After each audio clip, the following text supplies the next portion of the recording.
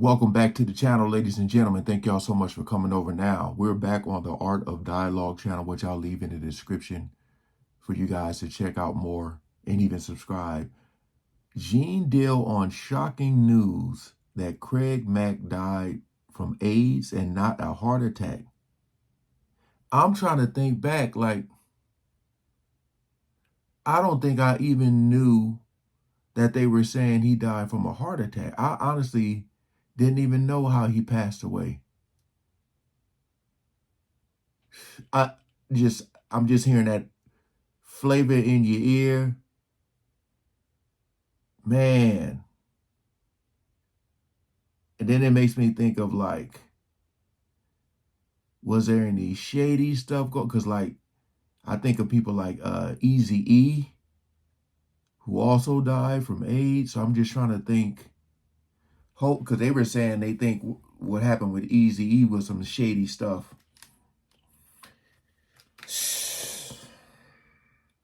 We ain't gonna waste no more time. Let's jump right into it.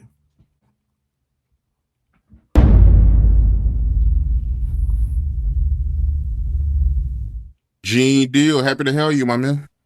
Yeah, man. I thought I was coming back when around in September time when something's supposed to drop to the people.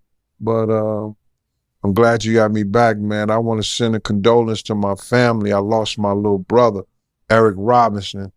You know, we used to have a barbershop over there on Thecklin and Rust. He's known in St. Louis by Lil E. But we lost him on Monday. So this is Doing an interview with like a heavy heart is a shout out to him. Because you got that on your mind, and then you come in here to answer questions and stuff like that. Like his actual little brother, because a lot of times someone younger than you call them, you look at them like a brother, but man. this is like last Tuesday. We lost uh heart failure, you know what I'm saying? That was the end result. Dang. But just want to let people know, because people seeing me in St. Louis, they were like, yo, what are you doing in St. Louis? I used to live here. And but I'm here. I actually walked in the house and he was on the floor.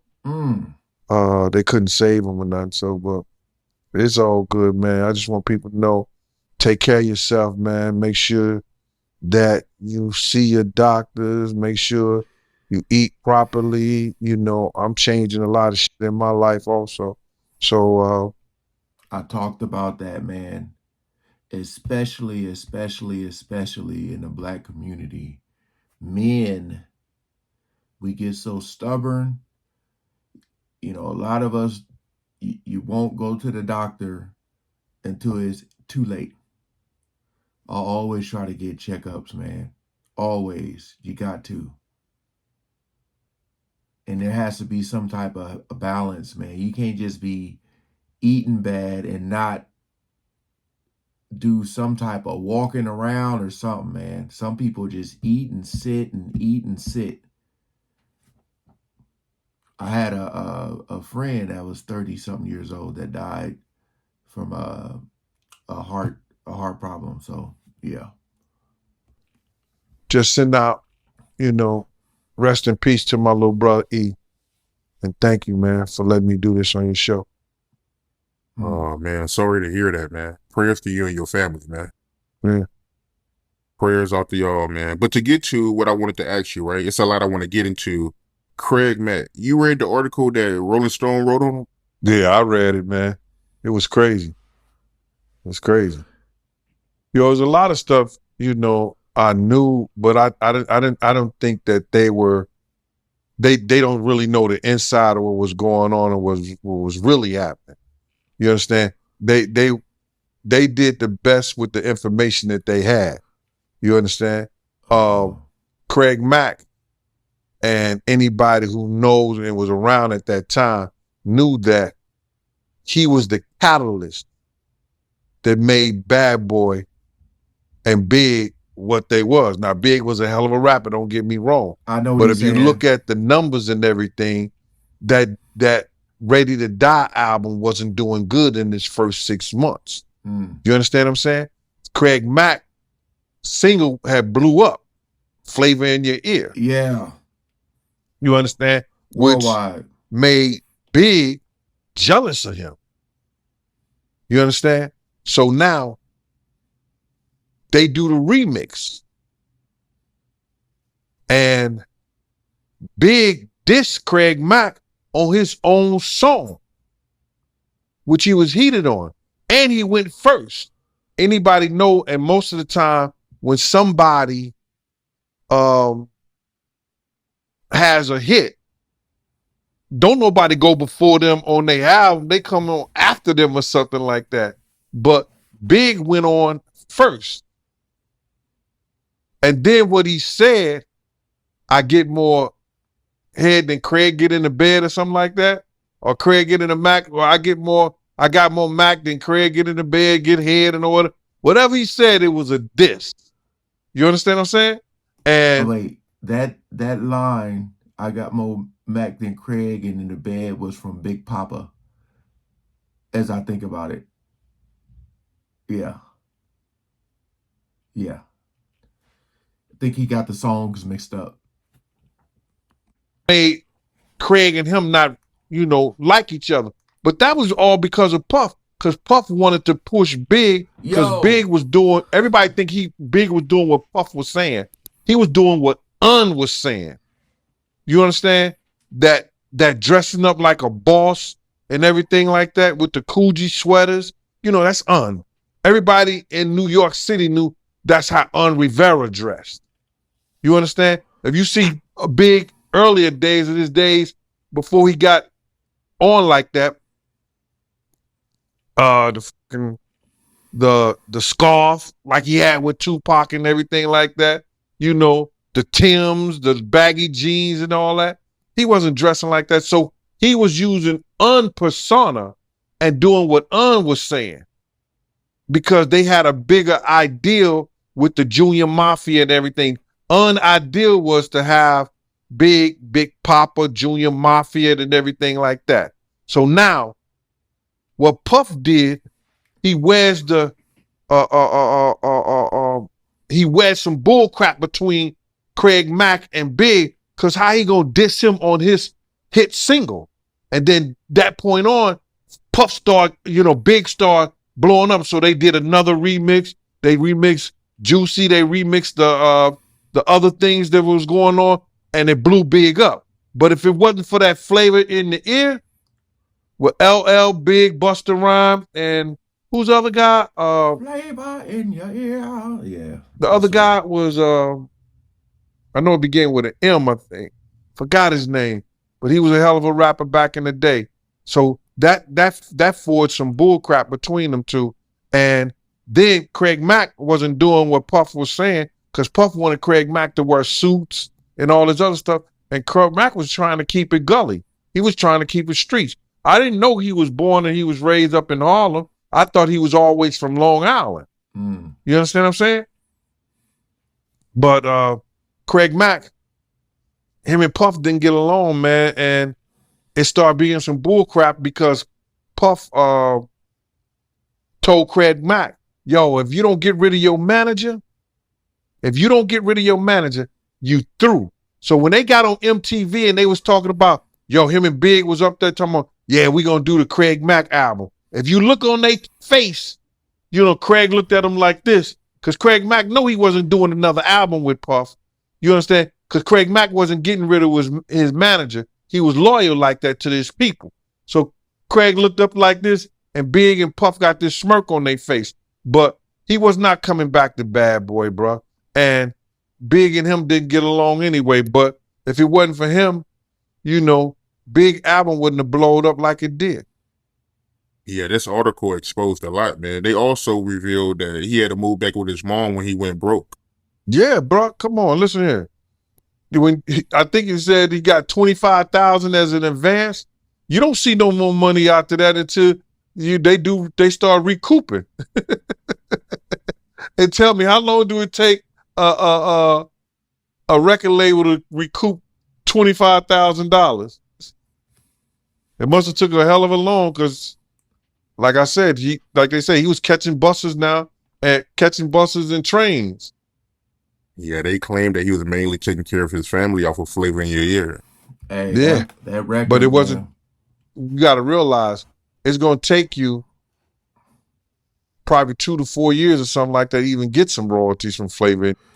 And let me, before I forget, to ask this, if you guys can comment below, because like I'm just thinking, Craig Mack been gone for a long time, and for this news to come out is just like, it's kind of like, why do they feel the need to say this? Um, but at the end of the day, it makes me think of, like, if he had been with any women, and a lot of them, if they had also got it maybe from him, and they were wondering, like, they never knew, and if they're still alive, and they're just saying to themselves like, oh, like, this just came out, like, damn, I was with him. That's what I'm thinking too. But I'm just hoping there wasn't any foul play, because like I said, if you look up the Eazy-E story, it's very, very sketchy, man. A lot of people think that he was injected with that.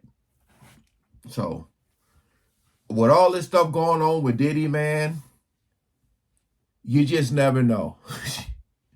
You never know. But I just wanted to say that. Comment below, please. Yeah, yeah. You know what I mean? It ain't like that he gonna get he after the record label charge him for his marketing, Yeah. charge him for all the money they put out with the DJs and everything like that. He probably had a tab for like 200, 300,000 before he even got a dime. Mm. So what you gonna do? Yeah, and the most shocking thing about this article that shocked me was his wife. She revealed that he died of AIDS. His Man, wife, Craig has some like the dark spots. craters in his face. And then I had asked Kirk Burrows about that. I said, yo, dude, man, what? All this y'all got the money and stuff like that. So he said he had a heart condition. Mm. So way back then, Craig was telling people he had a heart condition. So that's what people thought. I didn't know at that time that he had AIDS. At I that thought it time. was a heart condition. You understand? And then some years ago, I spoke to Roxy, and she confirmed that with me about the HIV and stuff. I wasn't gonna never say nothing about it, but I think she said something on a guy named Storm Monroe, his show, and she said something and said something in the article and everything about that. But that's just crazy, man. That's wild. That's that lifestyle. Mm. You understand? That's that lifestyle, willing and ready to run up in anything. You understand? And these guys don't care. Any and everything that look good, that don't make it good. Yeah. It is what it is. Unfortunate, man. And his wife, she said that he refused to get treatment for it. Oh. What would make you do that, man? You understand? I think that he was in that cult, man. And when you in cults and you in those type allegedly cults, religious places and religious things like that, A lot of them places don't believe in medicine. I think that's where he's going with this. Wow. Mm. Dang. Who else? Magic Johnson. that lifestyle. Like I said, if that's what it is, that's what it is. But like I said, I'm just hoping it was no foul play, because it would be easy to do that and then say like it's the lifestyle. You got brainwashed, man. Because even at that time, certain people was living with HIV. Right, Magic? Mm, They was living with AIDS. yeah. That's about the same time around Magic Johnson, right? Or before Magic Johnson. Or after Magic Johnson. Yeah, so people was living with AIDS or HIV. Yeah. I couldn't fathom what made him feel like that he shouldn't get medical attention. Man, he was either probably brainwashed by that cult or he just didn't want nobody to know. And he was ready to die for that. Now he was ready to die. I don't even know how to address that, man, because when you are depressed or you feel a certain kind of way, man, because what has happened to you, you had like Craig Mack, that flavor in your ear was one of the top all-time songs Facts. in the top 500 of all-time songs. That flavor in your ear made the top 500 of all time hits. So now you should be able to go on and do some other things. He had a couple other hits, but that'll bring on depression, man. You ain't getting the money that you thought you was going to get. Now you got to know that you getting sick in certain situations, and then you got AIDS. Mm. You got HIV, bro. It just made that man probably go into a certain kind of depression that he really couldn't do the music that he wanted to do. And he tried to hold on to something, and he thought religion was what he was going to hold on to. And then that wasn't working for him. And I guess he became unpredictable.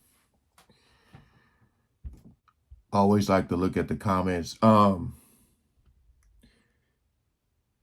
It's tough, man, because like when you have such when I say massive, I'm talking about top tier A-list song like Flavor in Your Ear, and it becomes stressful because it's like, how do you compete with yourself? How do you top that? Everybody's gonna compare any song you do to that. Oh, this ain't nowhere near. It makes me think of that one artist, Mims. This is why I'm hot. This is, I know he made another song, but I don't know what he has after that. Like I said, a lot of times it's very, very hard. Not saying he's a one-hit wonder, but it's just songs that do so well, man. Chingy right there, Jaquan, Tipsy. It's a lot of songs out there that are just hard to compete with for yourself. Uh, but this right here, like, you just thinking about like the downfall, and like he was saying, like royalties and how much money you owe. That's what I was talking about, man. A lot of these record labels be shady. That's why a lot of artists be fighting to own their masters, to own their, like, think about that. You're putting out all this music that you don't even own, don't even have the rights to, because they put that money in your face up front, and it's like, whoa. But like I said, I just hope there wasn't any foul play. I hope, but a lot of people live a wild life, man. There's a lot of, I mean, is vice versa. But like when you're a guy and you're famous and like celebrity status, it's easy. Like a lot of women just throw it at you. And if you live in that rock star lifestyle where you're drinking, and a lot of people be doing a lot of those white lines, you like out of your mind. You know what I mean? So like you're not even thinking straight and it's just coming at you and then boom. So wow. I had no clue though.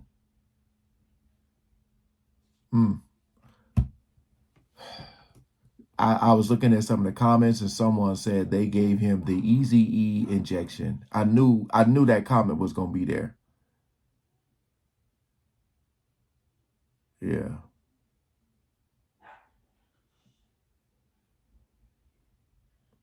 Yeah, man.